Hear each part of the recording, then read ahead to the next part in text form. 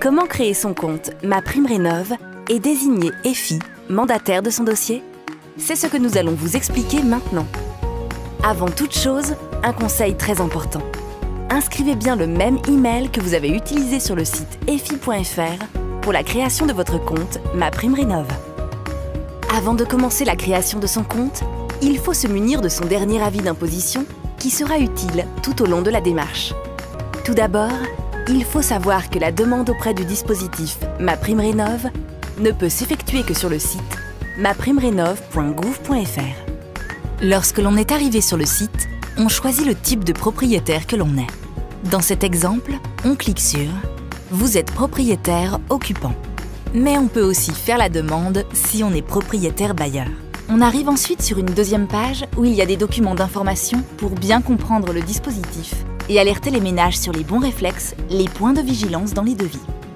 Sur ce deuxième écran, il faut cliquer sur « Je suis prêt » pour démarrer la démarche de création du compte. La première étape, c'est de vérifier l'éligibilité avec des informations fiscales qui figurent sur l'avis d'imposition.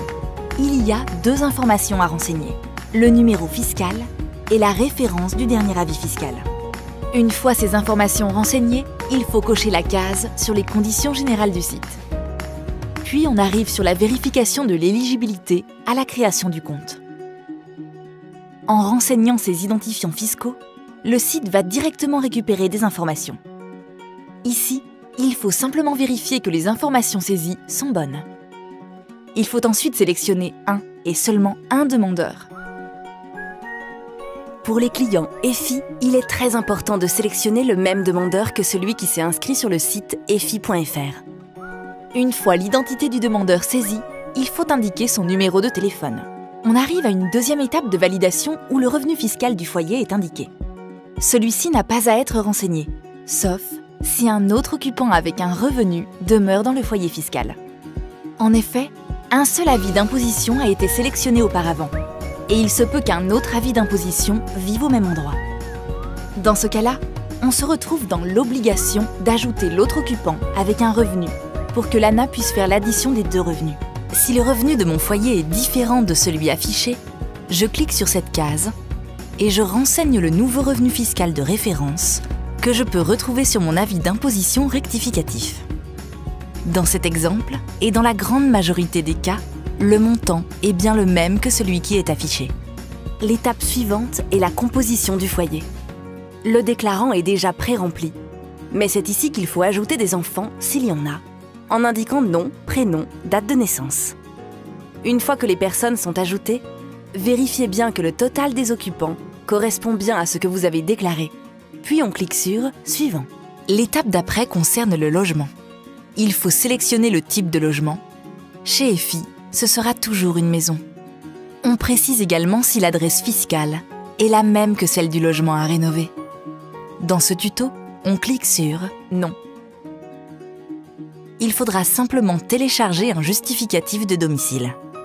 Les justificatifs de domicile acceptés sont une taxe foncière, un acte notarié ou une attestation de propriété. Ensuite, on continue. On est bien propriétaire de ce logement.